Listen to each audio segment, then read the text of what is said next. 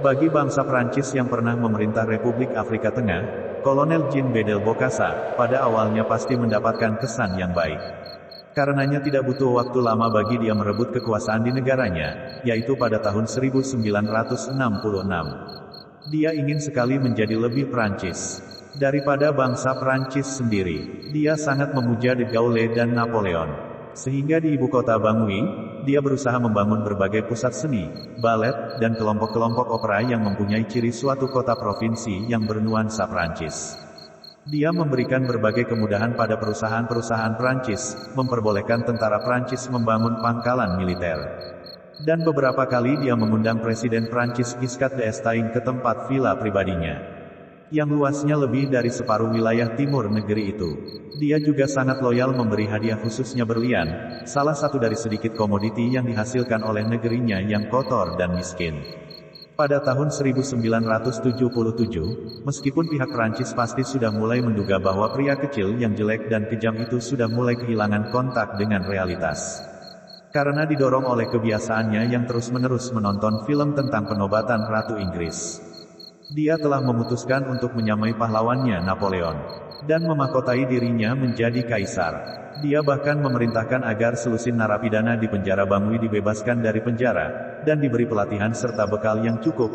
Ia juga menghabiskan uang hingga mencapai 20 juta dolar, sebagai tindakan pamernya dalam rangka penobatan dirinya sebagai kaisar.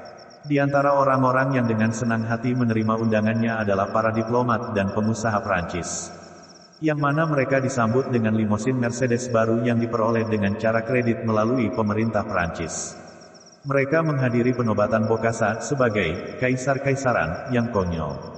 Dan setelah parade upacaranya di mana Bokassa naik kereta emas yang ditarik oleh 8 kuda putih, dan diarak di jalan beraspal di ibu kota itu yang panjangnya hanya 3 kilometer.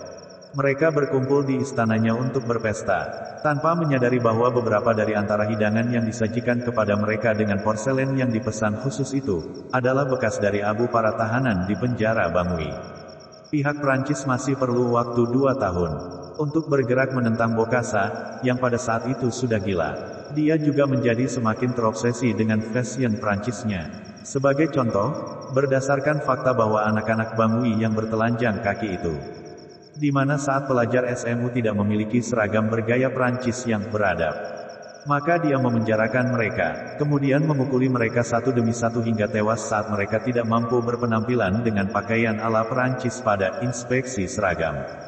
Begitu berita tentang kekejaman itu terdengar oleh kedutaan Prancis, akhirnya mereka terdorong untuk bertindak. Ketika Bokassa meninggalkan kekaisarannya untuk melakukan kunjungan kenegaraan ke Libya, seorang politisi oposisi di Paris menyadari kesempatan ini dan segera terbang ke Bangui, di mana dia meyakinkan pasukan French Foreign Legion, legiun asing Prancis, yang enggan bergerak untuk menyelamatkan orang-orang yang ditindas oleh Bokassa. Legiun itu segera menemukan kuburan massal di mana anak-anak sekolah telah dikubur di lahan penjara Bangui.